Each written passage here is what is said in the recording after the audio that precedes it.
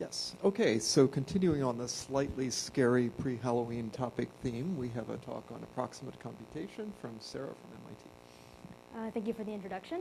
As you said, my name is Sara, and I'll be telling you a little bit about how to do computation on approximate hardware platforms with Topaz. So this may come as a surprise, but there is a lot of approximate hardware in the world today. You might ask, what exactly is approximate hardware? Well, it's hardware that experiences faults or generates approximate results, sometimes sporadically and sometimes often. And these behaviors may result from anywhere from slight inaccuracies to severe inaccuracies to crashes. We do not visibly observe these behaviors often in today's machines because hardware designers have put forth tremendous effort employing hardware mechanisms, standards, and manufacturing process to minimize the incidence of error. Relaxing these protections saves time, money, and energy at the cost of introducing potentially unexpected behavior. In fact, approximation is increasingly seen as a hardware design point with potential energy and performance savings. So why exactly is using approximate hardware so hard? Well, a lot of prior techniques have essentially worked in conjunction with some sort of error model to provide a statistical guarantee for the quality of the result. These techniques typically make assumptions on the fault characteristics of the hardware and have narrow applicability. In the wild, hardware faults can be complex. They may be correlated with other faults or heavily dependent on the state of the hardware. Furthermore, it is unclear that the fault characteristics of future approximate hardware will behave any differently. Therefore, we need a system that generalizes broadly across many computing platforms. We constructed a system called Topaz, which enables the deployment of programs that are robust and tolerant of error on approximate hardware while requiring absolutely no hardware specification. Topaz delivers 3 key features for each program. It ensures the computation runs to completion through the realization of its computational model and language. It utilizes outlier detection to assure the computation yields an acceptable result. And it deploys several optimizations that improve the savings on approximate hardware. Let's first consider the computational model Topaz employs. The core concept behind this model is that Topaz encapsulates computationally intensive approximate routines as tasks. These tasks are deployed to approximate hardware and performed on approximate hardware. All other code is executed precisely on a precise machine. This precise machine deploys tasks as they crop up and integrates task results returned from the approximate machine into the main computation. If the approximate machine, for whatever reason, crashes, you may just reboot the approximate machine and continue work on it. This computational model is realized via Topaz's TaskSet Construct, which the programmer can use to identify sets of tasks that encapsulate forgiving regions of code. The name TaskSet essentially defines a set of tasks where each task defined in the compute block takes a set of inputs and produces a set of outputs. The output from this task is then integrated into the main computation via the combine body in the combine block. To better understand this computational model and language, let's take a quick example. Consider the application where you would like to body track a person in a camera frame. This typically involves finding a pose that best fits the person for the given camera frame. For example, in the image above, the pose, which is found by the body track algorithm, adequately fits around the body of the person in the frame. We wish to approximate the weight computation of each candidate pose given a frame, since we have determined it as a computationally intensive part of this application. This task is approximatable because only the best pose is selected, making it robust to errors that occur in less than ideal poses, provided these poses do not supplant the best pose. So again, to better understand what this weight calculation computation does, here are 2 possible poses that you're considering for a particular frame. The one on the left is a good fit and is assigned a high weight. The one on the right is a bad fit and is assigned a low weight. Essentially what we do is we encapsulate the computation we wish to perform using the TaskSet construct. In this case, we define this calculates block, which essentially iterates through each candidate pose and computes the score of the pose in the compute block. The combine operation is essentially committing the weight that you have computed to a global weights array, which is then used for selection. Great, so we have an example now. Let us consider the following scenario. Let's say you have this pose, and just so you know, the weight that you're expecting for this particular pose is 0.12. You send the pose and the image to the approximate machine, which then decides that this pose deserves a score of 1.2 million. Your main computation receives this really good weight, and sure enough, selects this pose as the best pose for the computation, which is clearly doesn't quite fit the person that we have in this frame. So how do we avoid situations like this? We introduce the concept of outlier detection. Essentially what we do is we add a new step between when we receive the task result and when we integrate the result into the main computation. This new block essentially tests the result to determine if it is sane or not. If it accepts the result, it integrates the task result into the precise machine's computation. If it rejects the result, it re-executes this task precisely on the main machine, on the reliable hardware, and then uses the correct output to train the outlier detector, and it's also integrated into the main computation. So if we consider the example we had before, where the weight was 1.2 million, this outlier detector would test it, decide it's unreasonable and reject it, re-execute the task, attain the correct weight, and then integrate the correct weight into the weight array. As you can see, if this is the only error that occurs, or provided this is the only error that occurs, we now get a reasonable pose as our best pose. So how does the testing algorithm exactly work? Well, it's fairly straightforward. Essentially, given a result tuple, which is comprised of n elements, if this result tuple exists in the acceptance region, you accept it. Otherwise, you reject it. This acceptance region model is essentially an n-dimensional hyperrectangle that encapsulates the result tuple distribution. You can think of each axis as essentially the min and max of each element in your result tuple. To train this outlier detector, you essentially employ this online learning process that essentially learns from failure by using re-executed task results to train the detector. Essentially, the general algorithm is if you have rejected this task, you re-execute the task to obtain the correct output, you update the acceptance region to include the task's output, and then you integrate the task's output into the main computation. If you had accepted the task, you just integrate the output directly. So we'll just walk through a really quick example to better understand this algorithm. Let's say that you have received your first task result and you currently have an empty acceptance region. Since you don't know anything about the computation, you reject it. This task is then re-executed, and as you can see, the correct result is different from the result that was returned by the approximate hardware. You then expand your acceptance region to include this new result, which I'm indicating by the green square. We receive a second result, reject it since it exists outside of the acceptance region, re-execute it. This time it is correct. You expand your acceptance region to include this new result. Maybe you receive a third result. It exists inside the acceptance region, so you accept it without re-executing. And then if you receive a fourth result, for example, and reject it and re-execute it, it may exist inside the acceptance region. Outlier detection is a very important technique for using these kinds of hardware because it limits the kinds of errors you incorporate into your main computation. Whereas before, any error that did not cause your machine to crash would be integrated. Now you only integrate errors that exist inside the acceptance region. You do incur additional overhead from testing and training, and also from any sort of incorrect rejections where essentially you've rejected a correct result.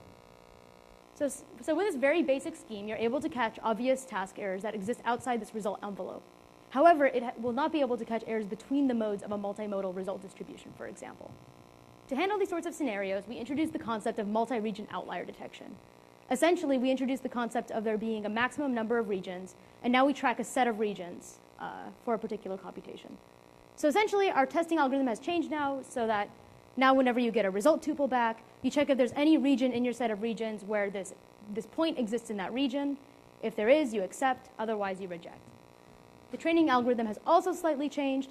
Essentially, given you've rejected and re-executed a task and you have the correct task result, ExPrime, if there does not exist a region in the set of regions where ExPrime is in the region, you create a region where ExPrime is in that region and add it to the set of regions. If now the number of regions in your set has exceeded your maximum number of regions, you find the two closest regions in your set and merge them. This multi-region outlier detector scheme catches errors in multimodal result distributions, but it does not catch errors in distributions that are sparse or dynamic. To handle this scenario, we introduced the concept of adaptive outlier detection. The essential idea behind this is if we can afford to reject more tasks, we would like to unlearn behaviors that we have learned. We introduced the concept of VT, which is your target rejection rate. That is the percent of tasks you are okay with rejecting. We also internally keep track of your actual rejection rate, VA, your control system, C, and the center of mass for each region, which you denote with COMR. So what we do is we essentially introduce this contraction algorithm that exists between when we attain a reasonable result and when we integrate the result into the computation. What this contraction algorithm essentially does is it updates the center of mass of the region that the point belongs to, updates your actual rejection rate and your control system, and contracts the region every region about their center of mass by a factor f that is given by the control system. So basically, for the control system, we do not invent a new one. We actually utilize the PID control system, which is commonly used in machine learning, robotics, and EE. The essential idea is you would like to close the difference between your measured and desired values. In this case, our measured value, VA, is your actual re-execution rate, and your desired value, VT, is your target re-execution rate. So to better understand this technique, we're just going to walk through a quick example again. So assume that you're passing a result into the contraction routine from a rejected and re-executed task. So currently, the state of the system is such that your control system will tell you to contract the region by 23%. Your actual percent of tasks rejected is 3%. And your target percent of tasks that you're willing to reject is 7%.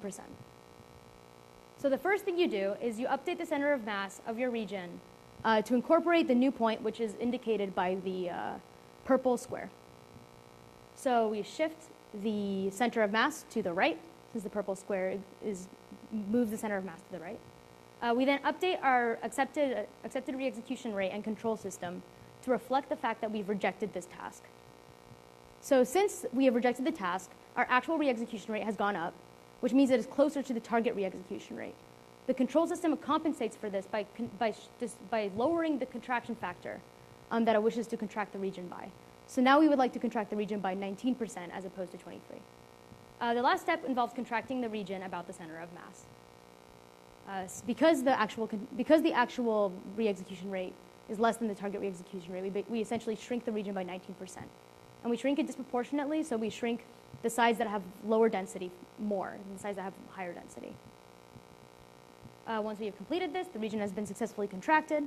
If we were to get a point outside of this acceptance region that was previously accepted, such as the one denoted by the gray circle, that would be rejected now. So far we've seen that Topaz mitigates crashes through its language and computational model and corrects unacceptable task results via the employment of outlier detection. We have also implemented several optimizations to reduce overhead. The first optimization we have implemented was the notion of stable data. That is data that is unchanged for all tasks in a task set. The optimization is essentially we selectively send stable data. More specifically, we send it with the first task in a task set, and we send it whenever the approximate machine has crashed or we detect some sort of stable data corruption in the approximate machine.